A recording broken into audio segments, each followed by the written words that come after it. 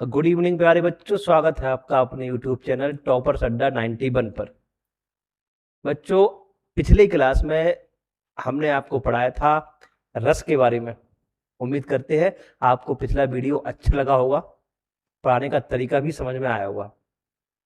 उसी क्रम में आज हम लेकर आए हैं आपके लिए एक नए टॉपिक से कुछ महत्वपूर्ण सवाल या कुछ महत्वपूर्ण प्रश्न जो कक्षा 9वीं 10वीं में या बोर्ड एग्जाम्स में इनसे ऑब्जेक्टिव भी पूछे जाते हैं और 2 और 3 नंबर के प्रश्न भी आते हैं।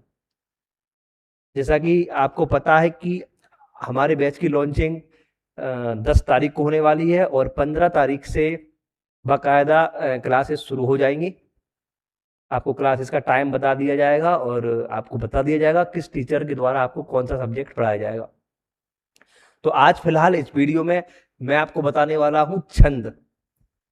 छंद के बारे में बड़ी बारीकी से बताऊंगा। ध्यान से इस वीडियो को अंत तक पूरा देखें और यदि आपने चैनल को सब्सक्राइब नहीं किया है तो सब्सक्राइब भी कर लें और बेल आइकन को दबा दें ताकि आगे आने वाली वीडियो का नोटिफिकेशन आप तक पहुंच सके और वीडियो को अधिक से अधिक शेयर करें ताकि आपके साथ साथ आपके दोस्त यार संबंधी या जिनको भी जरूरत है कक्षा 9 और 10 और 11-12 में घर बैठे बैठे तैयारी जो करना चाहते हैं निःशुल्क, उन तक भी वो भी हमारे चैनल से जुड़ सकें और बिना किसी फीस के अपने बोर्ड एग्जाम्स की तैयारी बहुत अच्छे से एक सही दिशा में सही मार्गदर्शन में कर सके। तो चलिए बच्चों, शुरू करते हैं आज का टॉपिक छंद। सबसे पहले मैं आपको बताना चाहूंगा छंद की एक छोटी सी सामान्य सी परिभाषा। छंद बनता है वर्ण, मात्रा, लय, तुक, विराम, इन सभी से मिलाकर एक जो रचना बनती है इनके संयोजन से, उसे कहते हैं छंद। जैसे कि आप यहां बोर्ड पर देख पाएंगे, यहां पर जो एग्जाम्पल लिखा है इसको आप गौर से देखिए, ये वाला रहीमन धागा प्रेम का वाला। तो जैसे मैंने आपको बताया कि वर्ण, तो वर्ण यानी कि अक्षर, इनके बारे में डिटेल में आपको बताऊंगा। वर्ण की परिभाषा क्या होती है, मात्रा की परिभाषा क्या होती है। तो वर्ण मैंने आपको बताया, वर्ण तो वर्ण यानी कि कोई भी एक अक्षर वो वर्ण होता है। मात्रा जो किसी भी अक्षर पर लगने वाली जो मात्रा होती है वो मात्रा होती है। उसके बाद विराम, जैसे कि हम कोई छंद, दोहा, कोई गीत पढ़ते हैं, कोई कविता पढ़ते हैं तो कुछ समय के लिए रुक जाते हैं बीच में। जैसे कि हम इस दोहा को पढ़ेंगे, रहीमन धागा प्रेम का, तो आप यहां पर थोड़ा सा विराम लेते हैं, इसी को बोलते हैं विराम या फिर यति, यानी कि कुछ क्षण के रुकने को हम यति या विराम कहते हैं। तो मैंने आपको बताया कि वर्ण यानी कि एक अक्षर, मात्रा यानी कि मात्रा जो आप लगाते हैं उस पर जो वर्ण को बोलने में समय लगता है वो मात्रा कहलाती है। ये मैं आपको डिटेल में जब क्लासेस शुरू हो जाएंगी तब आपको एक एक चीज बारीकी से पढ़ाऊंगा। उसके बाद मैंने आपको बताया विराम, ये ऐसी बोलते हैं यति, ये जो कॉमा आप देख रहे हैं, आप थोड़ा रुक गए, रहीमन धागा प्रेम का, अब फिर बोलेंगे मत तोड़ो चटकाए, ठीक है। उसके बाद फिर टूटे, इसके बाद पूरा दोहा है। और लय, लय आपको पता ही है, अपन जिस भाषा में लगा, जिस तरीके से लगा, जिस लय में हम लोग गाते हैं कोई चीज, वो लय होती है। और तुक होती है जब हम देखते हैं कि जो आखिरी के जो वर्ण होते हैं, पहली लाइन का, दूसरी लाइन का, तीसरी या चौथी लाइन का, जो आखिरी का जो वर्ण होता है वो एक जैसा होता है, उस पर मात्रा एक समान मिलेगी आपको, वो कहलाता है तुक। तो वर्ण, मात्रा, यति, गति, तुक, लय, इन सब से मिलकर जो रचना बनती है वो छंद कहलाती है। ठीक है बच्चों, ये आप ध्यान रखेंगे। इसके बाद छंद मुख्य रूप से 2 प्रकार के बताए गए हैं। एक होता है वार्णिक छंद, एक होता है मात्रिक छंद। जैसा कि इसके नाम से आप जानते हैं, वार्णिक छंद यानी कि वर्ण वाला छंद, तो एक ऐसा छंद जिसमें गणना की जाती है सिर्फ वर्ण या अक्षरों की, वो कहलाता है वार्णिक छंद। और एक ऐसा छंद जिसमें हम मात्राओं की गणना करते हैं, मात्राओं को गिनते हैं, वो कहलाता है मात्रिक छंद। कक्षा 10 में ये प्रश्न बार बार पूछे जाते हैं, 1 नंबर में, 2 नंबर में। बड़ी आसान सी परिभाषा है, वार्णिक छंद किसे कहते हैं। तो आपको सिंपल से लिखना है, ऐसे छंद जिनमें वर्णों या अक्षरों की गणना की जाती है वार्णिक छंद कहलाते हैं। बिल्कुल ऐसी की ऐसी परिभाषा आपकी मात्रिक छंद की है। ऐसे छंद जिनमें मात्राओं की गणना होती है मात्रिक छंद कहलाते हैं। अब वार्णिक छंद के कई प्रकार होते हैं, उसी प्रकार मात्रिक छंद के भी कई प्रकार होते हैं। अब मैं आपको बताने वाला हूं कि इनकी गिनती होती कैसे है। अभी तक आप किताबों में या जिस तरह से भी पढ़ते आए हो, आपने सिर्फ परिभाषा याद की होगी कि फला फला छंद में इतनी मात्रा होती है, इतने वर्ण होते हैं, याद कर लिया। लेकिन मैं आपको डिटेल में बताने वाला हूं कि ये मात्राएं कैसे गिनी जाती हैं। तो यहाँ पर आप ये परिभाषा भी देख पा रहे हैं, जिस छंद में प्रत्येक पंक्ति में वर्ण या अक्षरों की निश्चित संख्या होती है या वर्णों को गिना जाता है, वार्णिक छंद कहलाते हैं। वर्ण कैसे गिनते हैं? वर्ण तो आप जानते हैं, का खा गा से लेके छात्रा ज्ञा तक ये सारे वर्ण होते हैं, स्वर व्यंजन अलग अलग होते हैं सब सारे। तो अब वार्णिक छंद का जैसे मैं आपको उदाहरण बताने वाला हूं। वार्णिक छंद में कवित्व छंद होता है, दुर्मिल सवैया होता है, सवैया होता है, मनहरण छंद होता है, बहुत सारे छंद होते हैं। लेकिन मैं आपको ये आज एक दोहा के माध्यम से सिर्फ वर्णों की गिनती करना सिखाता हूं कि वर्ण कैसे गिनते हैं आखिर, ताकि जब हमारी क्लास होगी तब आपको सही से डिटेल में जो छंद होंगे उनके अंदर के उसके बारे में बताया जाएगा। तो आप सबसे पहले तो ये चीज देखें वर्ण गिनते कैसे हैं। ठीक है, जैसे कि यहां पर लिखा हुआ है दोहा में 24 वर्ण होते हैं। ठीक है, अब वर्ण गिनना कैसे है आपको? तो जो एक अक्षर है उसको सिर्फ एक अक्षर ही गिनना है। यहाँ पर आधे अक्षर को हम बिल्कुल भी गिनते नहीं है। ठीक है, जैसे कि अब यहाँ देखेंगे अपन रा ही मन, ये 4 है, इस तरह से 2 ये है, 4 2 ये 2 और ये 2।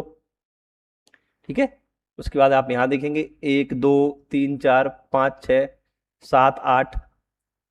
इस तरह से आप इनको गिन सकते हैं वर्णों को। क्योंकि ये उदाहरण वार्णिक छंद का नहीं है, इसलिए यहाँ पर संख्या आगे पीछे हो सकती है। मैं सिर्फ आपको बता रहा हूँ गिनते कैसे हैं। ठीक है, इसका अच्छे से एग्जाम्पल मैं आपको मात्रिक छंद में बता दूंगा। ठीक है, चलिए। और ये चूंकि ये दोहा का यहाँ पर ये छंद है, इसलिए इसकी डिटेल बताने की कोई ज़रूरत नहीं है। मैं जब हम वार्णिक मात्रिक छंद पढ़ेंगे वहां मैं आपको एक एक चीज़ बताने वाला हूँ कि कैसे हम मात्राएं गिनते हैं।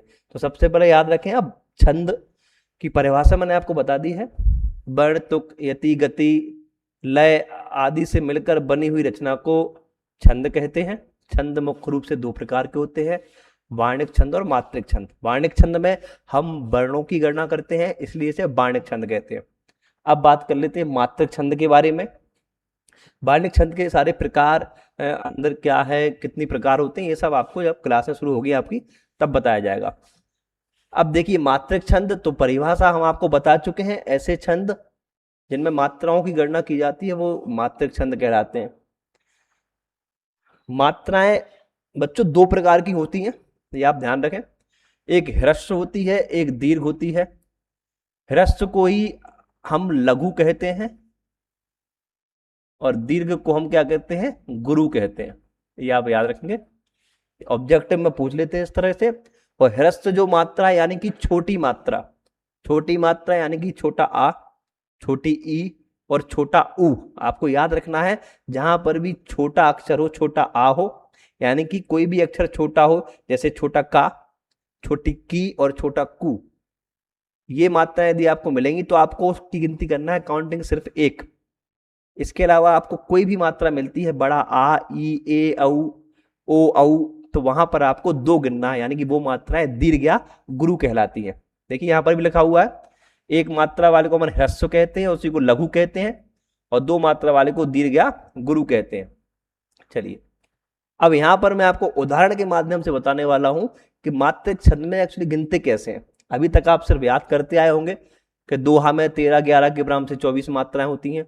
आज हम आपको बताने वाले हैं कि ये मात्राएं किस प्रकार गिनी जाती हैं। देखिए बच्चों, जैसे मैंने आपको बताया कि जितने भी छोटी मात्रा है उनको एक एक गिनना है मैं सबको। तो यहाँ पर आप देख रहे हैं कि रा छोटा, ही छोटा, मा छोटा, ना छोटा, यानी कि कितनी मात्रा हो गई? 4। यहां पर देखेंगे बड़ा धा, बड़ा गा, यानी कि 2 और 2 4। ठीक है ना, जो छोटा अक्षर है उसको 1 मात्रा गिनना है और बड़े को 2 गिनना है। तो बड़ा बता दिया है। यहां पर देखेंगे पा है, पा के ऊपर एक मात्रा, तो ए आई ओ औ सब दो में आएंगे। तो दो ये हो गई, एक ये हो गया, तो कितना हो गया कुल मिला के 3, और एक बड़ा ये, तो यानी कि 2। तो देख कितनी मात्रा हो रही है कुल, 4, 4 8, 3 11, 2 13। तो हमने यहां परिभाषा में आप देखेंगे कि दोहा में कुल मिला के 13 11 के विराम से 24 मात्राएं होती हैं। आने वाली क्लासेस में हम आपको दोहा की परिभाषा सब कुछ डिटेल में बताएंगे। अभी मैं सिर्फ आपको इनका परिचय दे रहा हूं कि मात्राएं गिनते कैसे हैं। तो यहां पर देखेंगे दोहा में 13 11 के विराम से, विराम का मतलब है कि कॉमा के पहले 13 मात्राएं होंगी। तो यहां पर हम गिन चुके हैं कि कॉमा के पहले 13 मात्राएं हैं। इसी को पेपर में लिखा होता है किताब में कि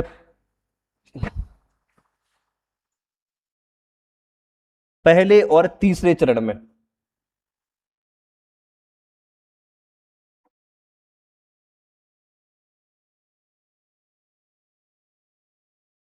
जो यहां पर लिखा हुआ है, यहां पर एक तो आपको लिखा मिलेगा पहले चरण में। किसी भी छंद में मुख्य रूप से 4 चरण होते हैं। पहले और तीसरे चरण को कहते हैं विषम चरण, दूसरे और चौथे चरण को कहते हैं सम चरण। तो परिभाषाओं में जब दोहा की परिभाषा हम पढ़ेंगे तब आप उसमें यह भी लिख सकते हैं कि दोहा एक मात्रिक छंद है। इसके विषम चरणों में 13 13 और सम चरणों में 11 11 मात्रा होती है। या इस तरह से भी इसको लिख सकते हैं कि इसके पहले और तीसरे चरण में 13 13, दूसरे और चौथे चरण में 11 11, कुल 24 मात्रा होती है। या इस तरह से भी इसकी परिभाषा बन जाती है कि दोहा एक मात्रिक छंद है, इसमें 13 11 के विराम से कुल 24 मात्राएं होती है। तो आने वाले बैचेस जब शुरू होंगे, क्लासेस शुरू होंगी, तो हम आपको हर शब्द की या हर किसी प्रश्न की अलग अलग कम से कम 2 या 3 परिभाषाएं आपको बताने वाले हैं, बिल्कुल सरल भाषा में।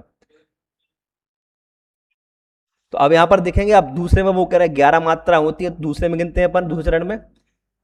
ये छोटा तो कुल 2 मात्राएं हो गई, ये बड़ा तो कुल 4 मात्राएं हो गई, ये छोटा ये बड़ा ये छोटा, यानी कि 1 1 2 2 4 1 5। तो कुल कितनी मात्रा हो गई, 2 और 4 6 और 5 11। इसका मतलब कि दोहा की जो परिभाषा दी जाती है इस दोहे में या इस एग्जाम्पल में फिट होती है कि इसके पहले और तीसरे चरण में 13 13, दूसरे और चौथे चरण में 11 11 11, यानी कि कुल 24 मात्राएं होती है। तो ये चीज आप अच्छे से समझ गए होंगे, उम्मीद करता हूं मैं। आज के वीडियो में जो मैंने आपको बताया छंद का छोटा सा परिचय, एक की मात्राएं कैसे गिनते हैं, मैं फिर एक बार आपको बता देता हूं कि जो छोटे अक्षर होते हैं, छोटे अक्षर यानी कि इसमें छोटा आ की मात्रा हो, छोटी ई की और छोटा ऊ की, उसको आपको हमेशा एक गिनना है। एक यानी कि ह्रस्व या लघु वर्ण। और इसके अलावा जिसमें बड़ी मात्रा हो, आ ई ए आई ओ औ, इन सबको 2 यानी कि दीर्घ या गुरु मात्राएं कहलाती हैं। ठीक है, आज एक छोटा सा परिचय था छंद के से संबंधित। ठीक है, अगले वीडियो में हम लेके आएंगे आपको कुछ नया, या हो सकता है कि अब हम सीधे बैच की लॉन्चिंग के बाद अपनी क्लासेस रेगुलर तरीके से शुरू कर देंगे। ये वीडियो आपको कैसा लगा, छंद के बारे में पढ़ के कुछ नई बातें आपने जानी इसके बारे में, तो आप जरूर कमेंट करके हमें बताएं। और इस वीडियो को, हमारे इस चैनल को सपोर्ट करते रहें, वीडियो को लाइक करें, अधिक से अधिक शेयर करें। और यदि आप चैनल पर अभी आए हैं, पहली बार आए हैं, तो चैनल को सब्सक्राइब जरूर कर लें और बेल आइकन को भी दबा दें, ताकि आपकी एक भी क्लास मिस ना हो सके, आपको हर क्लास का नोटिफिकेशन मिलता रहे। ठीक है बच्चों, मिलते हैं नेक्स्ट वीडियो में। जय हिंद, जय भारत।